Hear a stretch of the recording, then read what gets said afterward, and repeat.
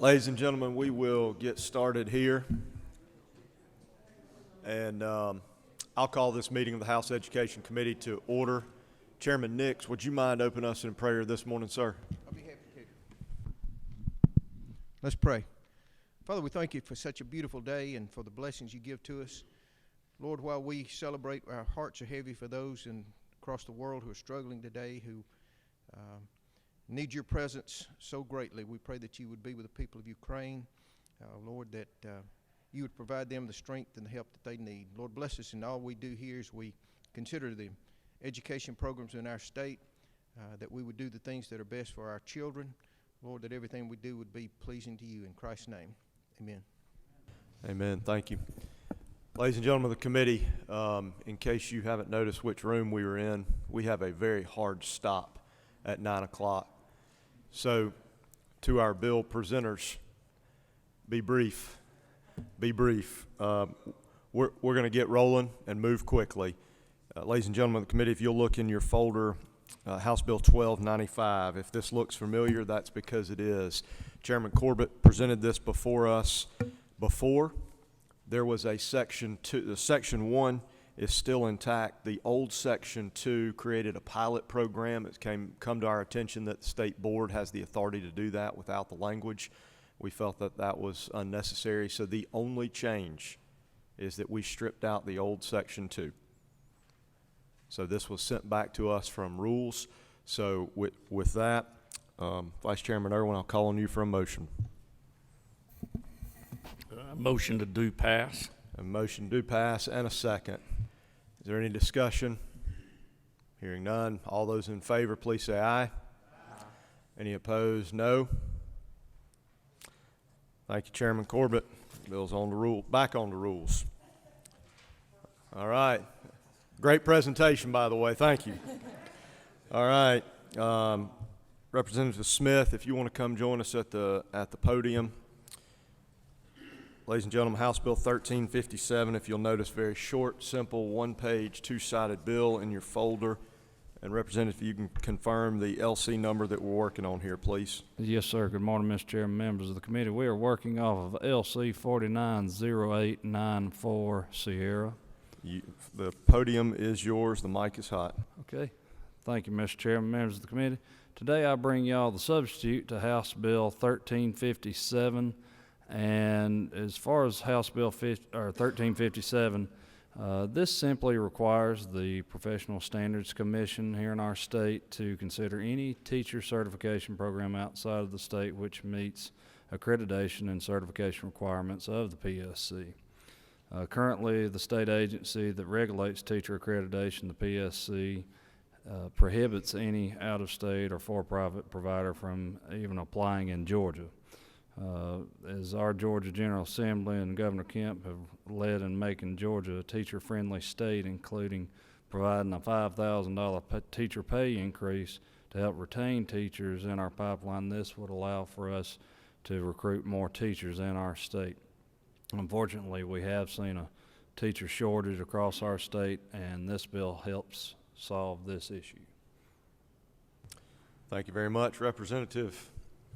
I have one question. Representative Carter? Nope. Oh, sorry. Good morning. Good morning. First of all, thank you for bringing this bill. I do have a couple of questions. I've had a couple of people to ask me about this bill, and my question has been, what was the reason prior to this piece of legislation that Georgia didn't allow out-of-state organizations to provide professional training? I think that would be a good question for PSC to bring, and really, or for PSC, Mr. Arthur's here with us today. If he wanted to speak to it, I'd welcome his input. This bill's emphasis for being brought is to help address these teacher shortages. I can tell you my law partner, his lovely wife, Miss Chelsea, she has taught now for 5 years, I believe it is, and you know, a lot of these folks face burnout. So hopefully with the pay increases, that will help kind of stave that off. However, making sure that we have plenty of teachers to fill our classrooms in the state is the main emphasis behind this bill. I'm going to let Vice Chairman Irwin speak to that as well. Thank you, thank you. I believe I can add a little insight, Representative, to that, and Mr. Arthur, correct me. We allow out-of-state teachers at this time already. It's in place there. It is run through the PSC to vet those teachers that come to us. They've got to meet our accreditation, but that's how, Grand Canyon, Phoenix, all of those work with us all the time. University of West Florida, those out of state do come in, they do work with us and follow the same accreditation there are in-house. Thank you. Thank you very much. Sure. So I don't think my question was answered, or either I'm thinking about a different bill. Basically, what I was told that the organizations that would provide the certification, that if their the leader of the organization did not live in Georgia, that company could not provide certification services in Georgia, and that this legislation would now allow that. So that's what I'm trying to make sure I understand.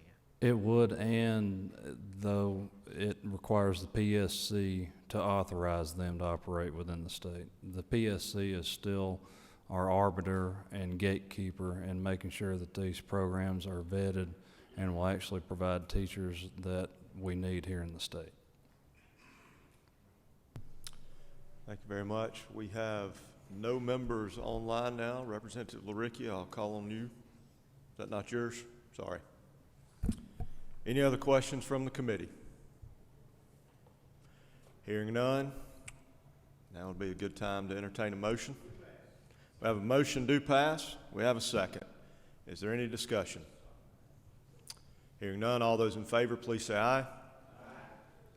Any opposed, no. Thank you, Representative. Thank you, Mr. Chairman and members of the committee. Thank you. While Representative Maynor is coming back with all of her supplies, Reverend, is this going to be a Baptist ceremony today, or is this going to be brief? You want to join us at the podium and present your bill?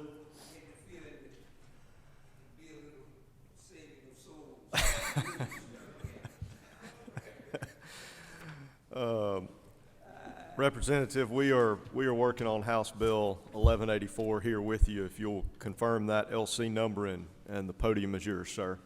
Thank you, Mr. Chairman and members of the committee. It's LC 490727. 490727. This is a bill that is so short it won't require a benediction.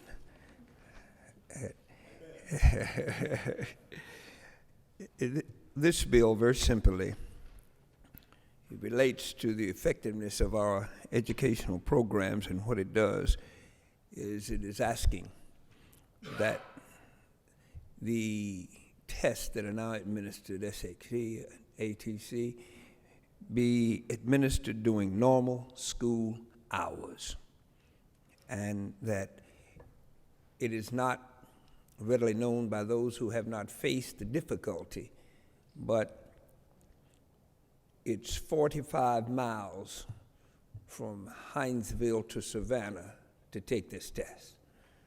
In a lot of rural communities, transportation is still an issue. And during regular and normal school hours, the test can be taken, and that is to include juvenile facilities and charter schools. And we think that it will give more people the opportunity and incentive. We want to put students that want to get in school, and it may not seem like a difficulty to many of us in the legislature, but a single parent who works in a service job could well be working on Saturday, and there is some costs associated. This will also absorb the cost by the system. Everything will still have to be approved by the superintendent, the principals, state and charter schools would still have to agree to do this. And then we'd ask our national organizations to follow a mandate of this legislature. That's it in a nutshell, Mr. Chairman. Thank you, Representative. So just a couple of clarifying questions, if I may. On line 21, It mentions that these tests shall be administered with state funding.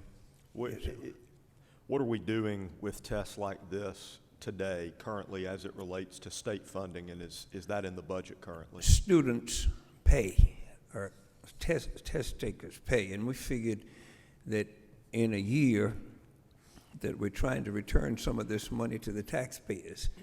This is an effective way to get some to some people that are paying. And it's a great return when we look in the full scheme of things with a budget that's north of half of a $30 billion budget. $5 million is a small investment in the education of our children. It's So approximately $5. That'll vary. Some years you'll have more, some years you'll have less. Thank you. That was my next question, was a rough estimate. For my own knowledge, on line 22, nationally recognized college entrance exam. Those are the exams that we currently take. Correct. And so my question there is, does that encompass ACT and SAT? Both of them. Okay. Both of them. It encompasses both of them. Won't be any changes to the test or who gives it, or follow the same guidelines, except do it locally, do it during school hours, and help with the cost of the test. And my last question, is this an option for those test takers? Or is this saying they may take those tests or they shall take those tests? Well, that's a very good question. I'm open to it, but those that may take it can't afford it. And what I'm saying is, I talked to Chairman Smith about this, and he talked about students going from Columbus, Representative Nix, to LaGrange to take the test. I can't understand why you leave that's like jumping out of the airplane, perfectly good running airplane, you want to jump out of it, but you're leaving a school system that's prepared, these students are familiar, they know the area anyhow. Why should we ask them to leave? I know we've done it traditionally. One of our jobs is to clean up those things that we've traditionally done that we can do better. Thank you. Representative Benton. Thank you, Mr. Chairman.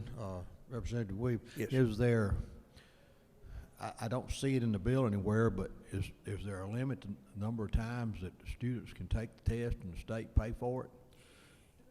Well, it's going to run pretty much along the same lines that it runs now. I've known several instances where I'm sure you're familiar as an educator, where kids, even those that do fairly well, think they can do better and go back and take it again to see how close they can get to maxing. Now, I would certainly be open to a friendly amendment that might limit the number of times within reason that you can take this test. I don't have a number in mind, but I just didn't want it to become a revolving door. I can see that, and I can appreciate that, and certainly, if we do it locally and there are enough kids that want to do it, you're going to save the money that you originally saved. So this time, maybe you just have to pay for it yourself after a certain number of times. It's on you. That's a good point. You make a very good point. Will you grab your microphone? Since this is a hearing only, how about Representative Williams, we sit down and see what kind of number we can come up with on that you think is fair, and I'm willing to agree to. So how about that? That is fine with me. The only thing it does is I'd planned on suspending the rules and voting on this one before the full committee right now, but I'll be patient. Well, Reverend, you're not recognized for that motion at this time. I said I guess I better start figuring up if you're gonna pull a procedure thing on us there. Thank you. Representative Carter. Thank you, Chairman. Thank you, Representative, for bringing this bill, and I can be sympathetic to your concern. So in reading this bill, it does have shall, and if I understand the objective, is that the test shall be offered during the school hours. However, it doesn't give the option for school districts to offer the test on the weekend. And sometimes that is more convenient. So I get your point that you want students to be able to take the exam while they're on campus because it may be more convenient, but for those students that say maybe are in work study or they're in dual enrollment, they may need that option of taking the exams on the weekend. So I guess my question would be, would you be open to a friendly amendment to give local school districts the option to offer it during the day as well as options on the weekend? In my experience as a parent, when my sons were able to take those exams really was dictated on when they signed up and if they had an area that had an opening when they were ready. So some of the reason why they had to go a little further is because they didn't sign up on time. But anyway, my main concern is to be able to have that option either on the campus during the school day or a weekend if for some reason that student schedule just didn't allow it. I understand, and I certainly don't want to friendly this one to death, but let me just respond to that there are some things that require some sacrifice. We're already helping you by moving it from Saturdays. And we bring pages up here, and they get credited, and sometimes they're 300 miles away for this day of service.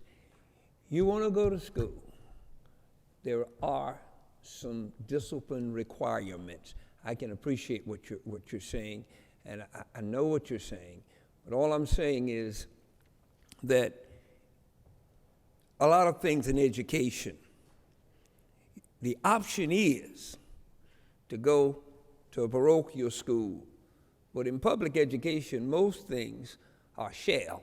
You shall enter at this age. You shall not drop out until after this age. They don't have the option.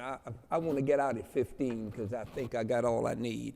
And that's probably an extreme, but all I'm saying is at some point, if we want to do this, let's do it. Those that don't want to do it like that will certainly have the option of saying, well, I'm going to go to such a place if it's available and I'll take it on my own. But I think that the school is there. Their job is to educate and get ready for college for those who want to go to college. And for those who want to go to college, you'll find a way to take that test. And I'm sure there'll be some flexibility. Counselors and principals, administrators will be getting together, and when they see something that's a problem, there's always an area for tweaking. I just have a problem. I never had the option of starting school at 8 instead of 6. Wasn't an option. You're going to be here, and those are my personal feelings. The most important thing to me in the world is for the objective of this bill to happen. I don't want this Christmas tree to get so low that I can't see the gifts. Well said all around. Vice Chairman Irwin. Thank you. Representative, and let me try this, would it be a friendly change here to allow these students just to opt in to this?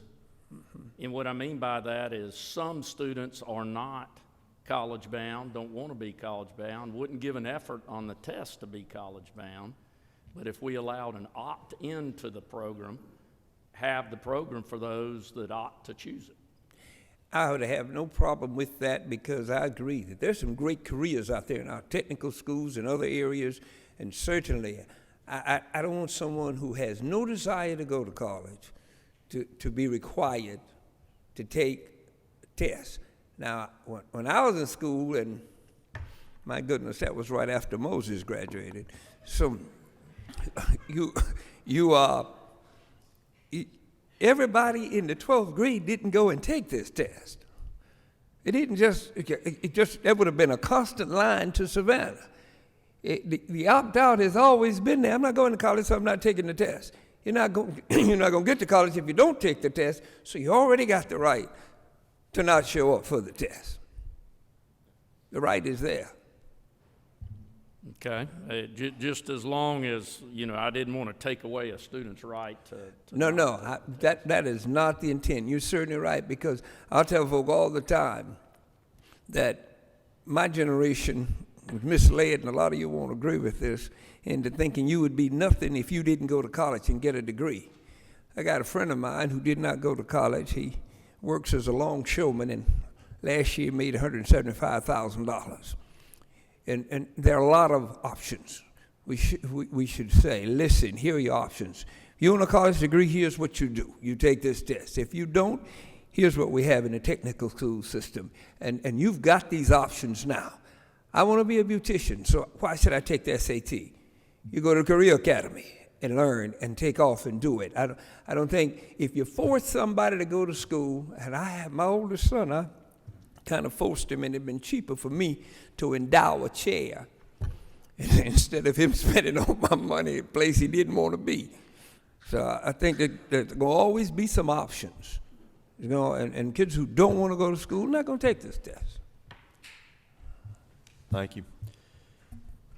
Ladies and gentlemen, we have lots of lights lit up, and I'm going to try to get to everybody. Representative Evans.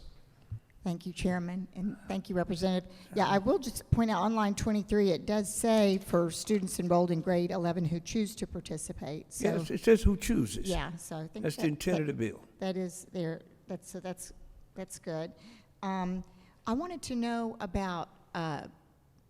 You said $5 million would come from the state. So It's the very schools, approximate. so school systems would not. This would not be an additional financial burden for our school systems. No, this is asking the state to get involved at this point. All right, thank It you. won't be an additional. Right, and may I have one more question? Of course. Have you, what has been the feedback from like our superintendent group and our school board group and our teacher groups on this I haven't talked to legislation? the state superintendents, but I have talked to many groups that benefit from an educated student body. Has the support of the chamber, and several other groups are in support. I've talked to my local superintendent and my local principals.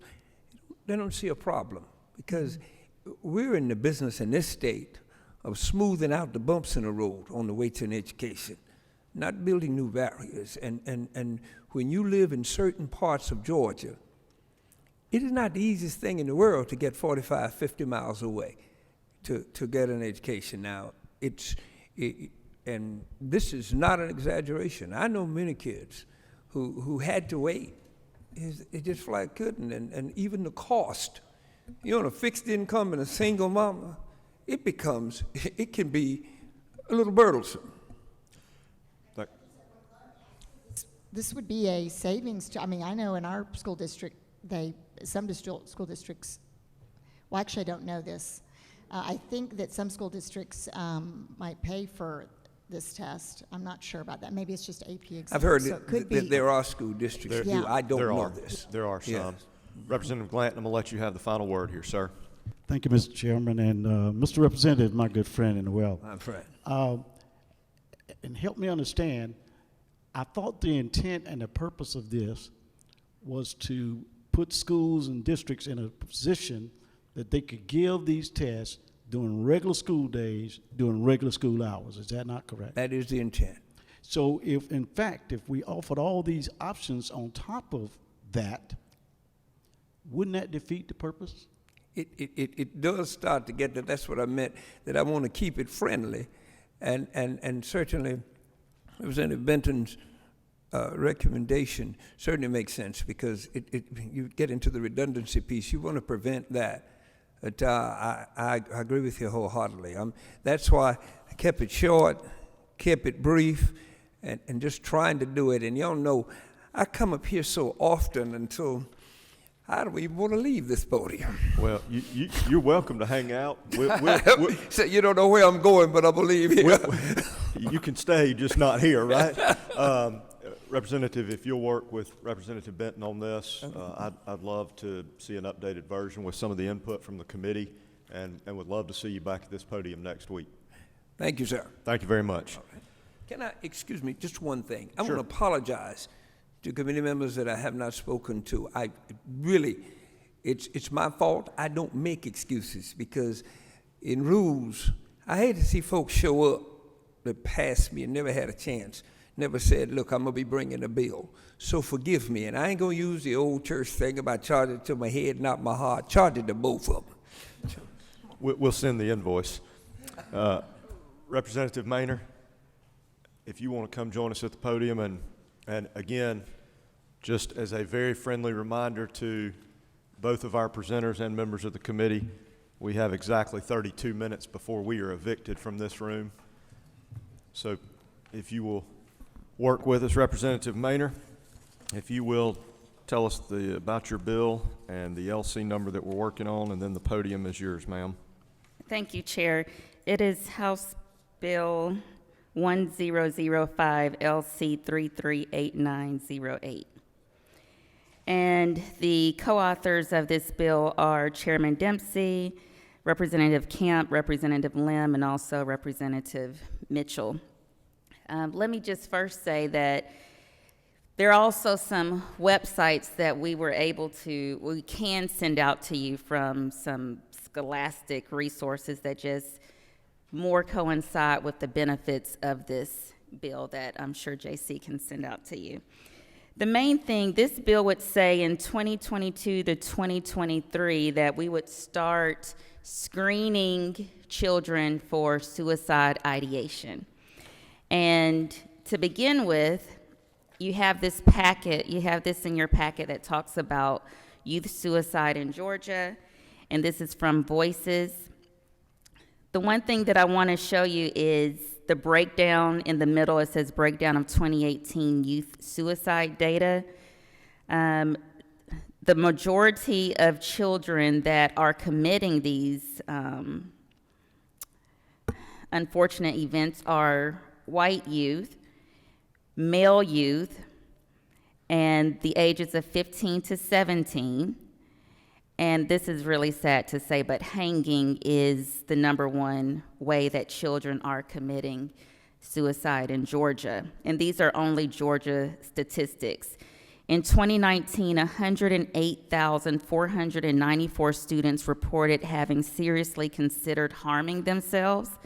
61,978 reported having harmed themselves.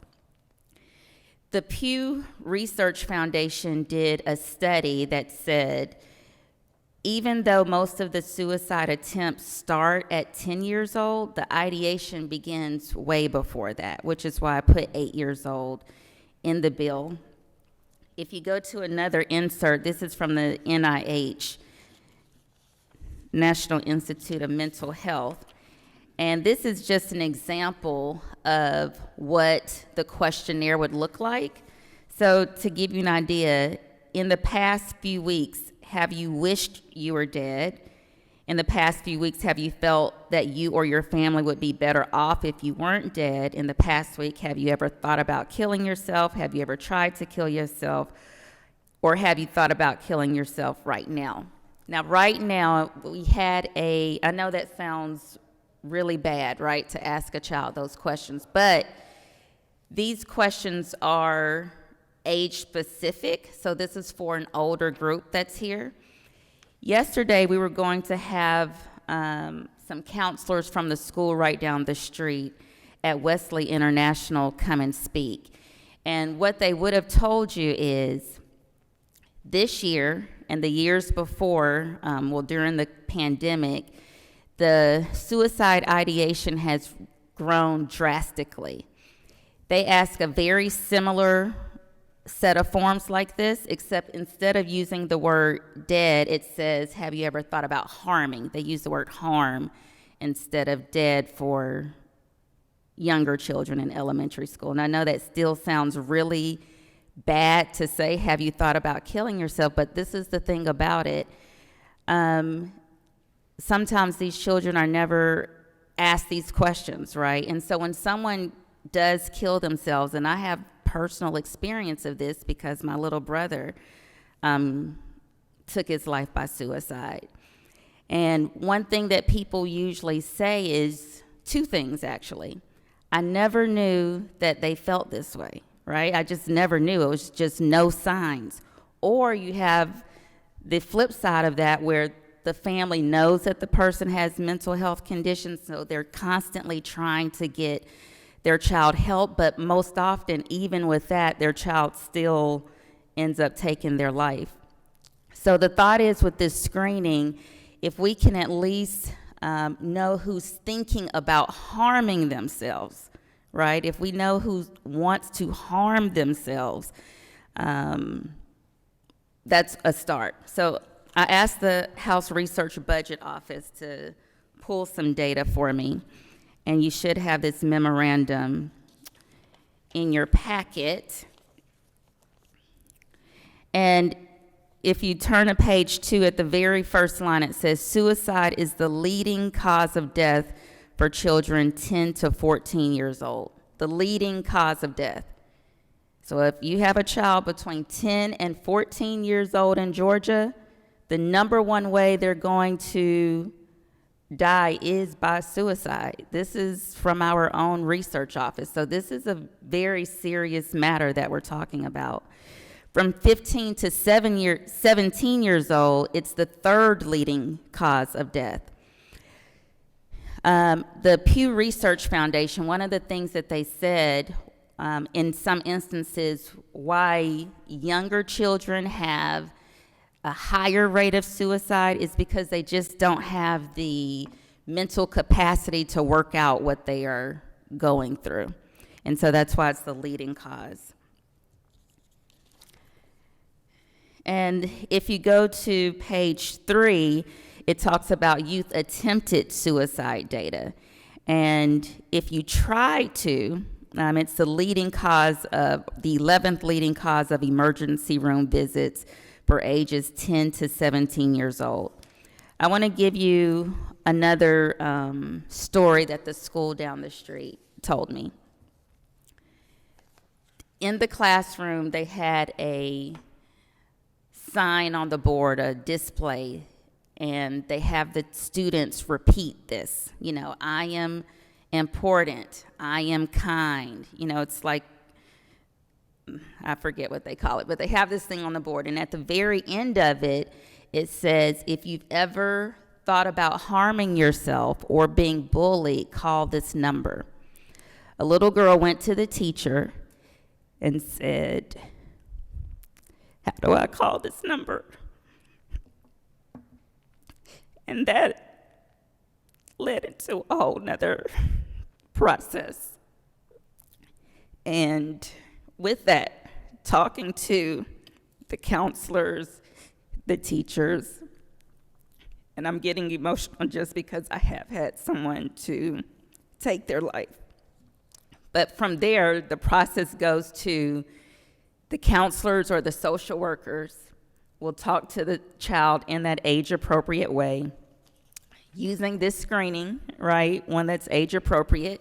They talk to the parents. They give the parents suggestions. One of the suggestions that they can give, depending on what the child says, Georgia does have a Georgia Mobile Crisis Unit, and so they can call this number. They don't have to go to the emergency room. It's still up to the parent what ultimately happens. And in some cases, the parent may say, we strongly urge you to take your child to the emergency room. And once they go to the emergency room, at the front desk, once again, it's going to be this exact same questionnaire. One of the other pieces of research that I sent, the website, it's from the NIH. It says most often the only time that somebody, a child is asked these questions is in the emergency room, which means if you're at the emergency room, you're way past the time that you need it. And the last thing I would just like to say on this is every school year, children have to take tests. You have to find out what math class you go to. You have to find out what reading class you go to. You have to get your immunizations. You have to do a scoliosis test sometimes. You have to do a vision test. And so this is a 4-question screening, and I'm open to any questions. Representative, thank you for coming and sharing that with us. I appreciate you being here and sharing what you've dealt with in your own life. I think that the premise and the concept is, and I will not speak for the committee, but I think it's fair to say that we're all on the same page that this is something that needs to be addressed in a very serious way.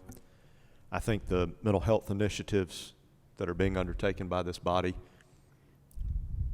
illustrate and prove this house's dedication to everything that surrounds mental health. I will be honest, I am no lawyer, but I think that there are probably a lot of specifics, technicalities that will need to be in the bill. We have a lot of lights lit up, and I'm going to get to those. But members, if you'll indulge me, I feel like this. I have some ideas on the bill. I'm not going to hash those out here in the interest of time. But members of the committee, I do believe this deserves quite a bit of time, and quite a bit of time on its own. And so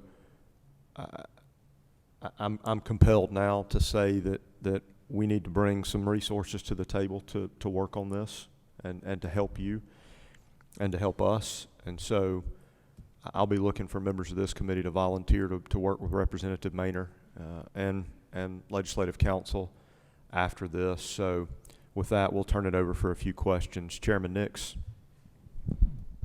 Thank you. To my seatmate, Representative Maynor, as the chairman said, and I think this is probably true, you say shall. Would there be any opt-out for parents who did not want their children to do this? Absolutely. At the end of the day, the parent is the sole guardian of the child. And in instances, at this school, what the social workers and counselors have told me, if a child even says they do want to harm themselves, she said 9 times out of 10, the parent doesn't want to do anything about it. One more time. Is there any data to say when children do this screening, how many of them respond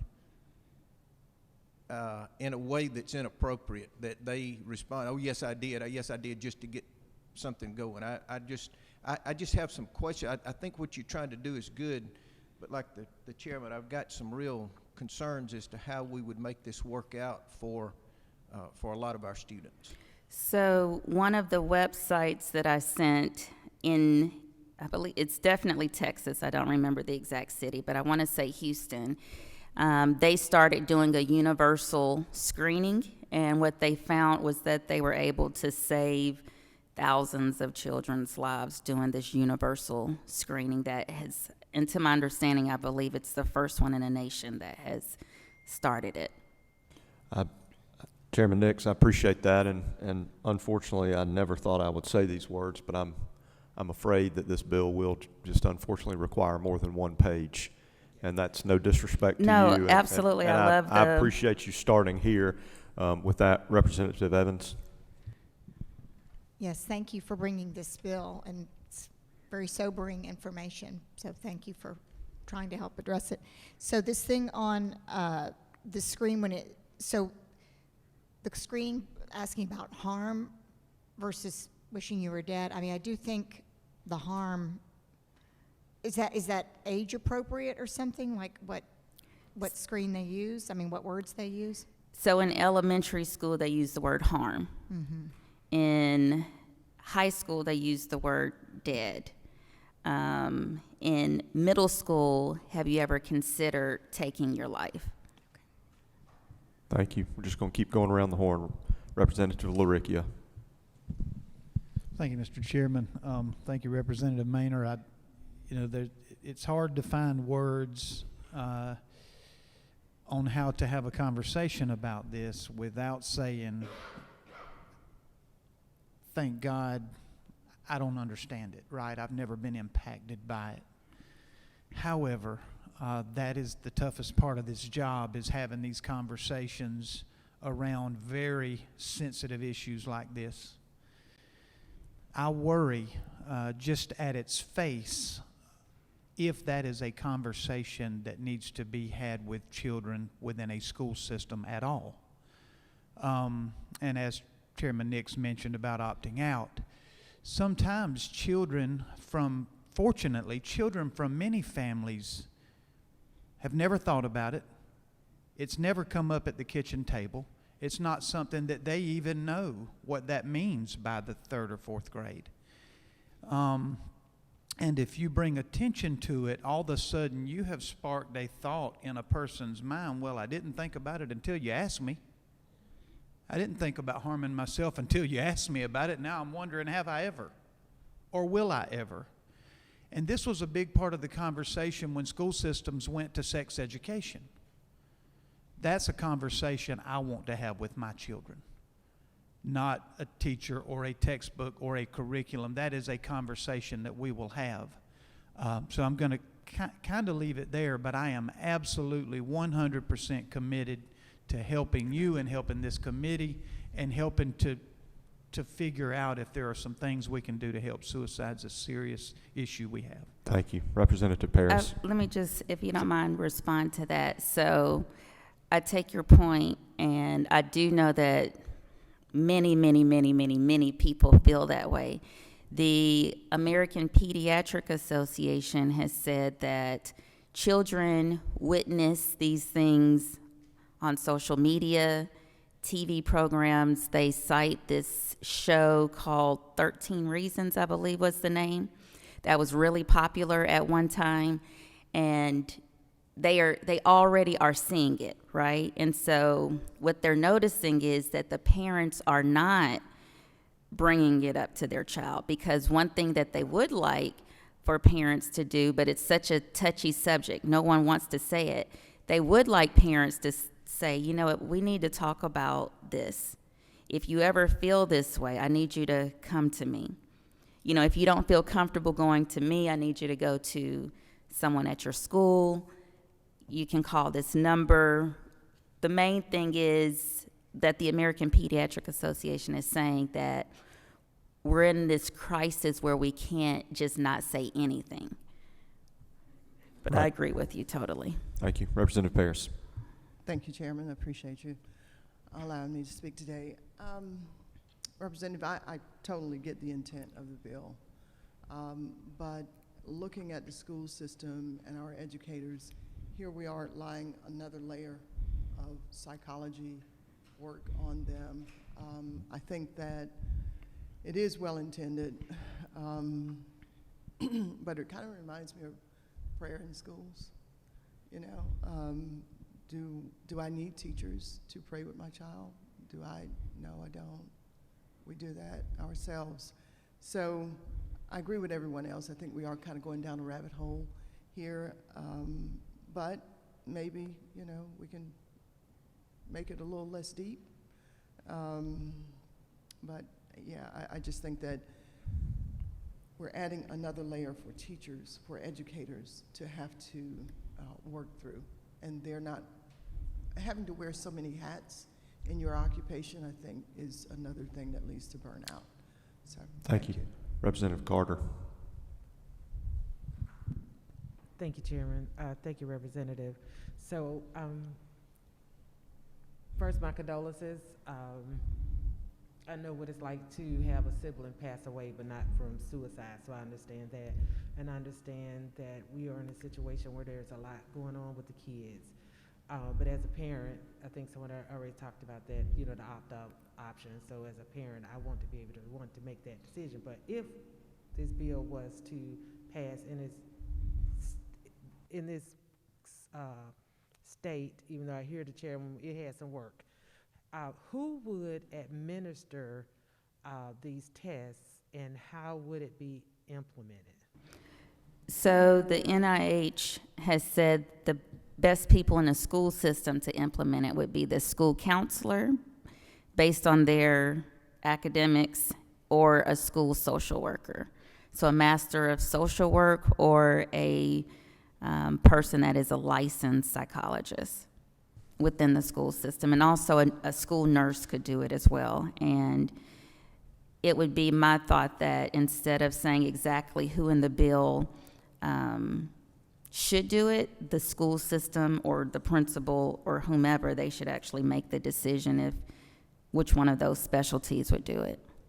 Thank you. I'm going to let Vice Chairman Irwin close us out here. Thank you, Mr. Chairman. I'll be brief. Representative, I'll tell you, I'm very supportive of this legislation that you're proposing here.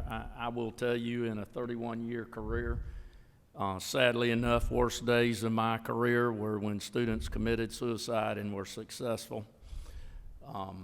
Also, I'll tell you that we learned very quickly with one that occurred on campus on us that the training of our teachers were very valuable, not just our counselors, as far as recognizing the behaviors of those children. And so we spent a great deal of money training and working with our educators, so not just the ones that would see them periodically when they came to the main office, but those that would see them every day is very important, I think. So. Representative, thank you for bringing this. I have some ideas in my head about how we might proceed forward from here for members of the committee. I don't know if that's moving this to a subcommittee and if this is forming a study committee. Let me think on that. But by all means, I encourage you, if you're interested in working on this, to please talk to Representative Maynor. Drop me an email, let me know of your interest there. Representative, we will be working on this, and again, I can't thank you enough for bringing this to our attention, and this is why I wanted us to hear this in full committee today, so that we could all have this at the front of our mind and put this on our hearts, and we will work with you to find a pathway forward to work on this legislation. Thank you, Chair. You know, one last thing, if I could just say, even just having the hearing, right, is bringing awareness to so many Absolutely. people. So Yes, thank ma'am. you. Thank you. Representative Douglas, if you will join us on House Bill 1283. And with all due respect to Representative Douglas, members of the committee, we've got 10 minutes left. So I believe this is a familiar topic for most everyone here. So Representative, the floor is yours. Thank you, Mr. Chair. Committee members, it's hard following that one right there. That's tough.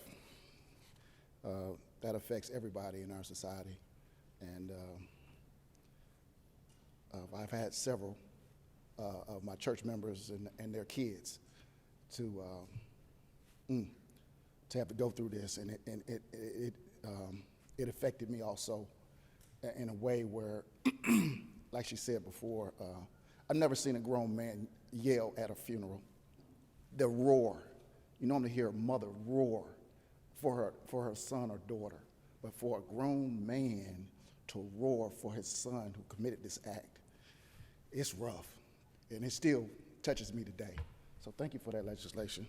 My bill is it's going to be quick and easy, like you said, Mr. Chair. Get up here quick. We've heard this before. I have an outcry. It's House Bill 1283, LC 338987. I got a one-pager here. It's quick and easy. Recess for our kids, 30-minute recess, can't be taken away for punishment. This bill has traveled far. I've been working on it for at least 7 years. It's passed a couple times, and here we are again, but I'm no quitter. We've helped a lot of people this year in our budget. We've helped our teachers. We've helped the people that need the help the most with our mental I would say mental illnesses, or with our, was it 1013, the bill that's coming forth. I think we don't need to forget about our kids, because our kids are our future. And the more we pour into them to get them back to even keel, I think the better we'll be as a society.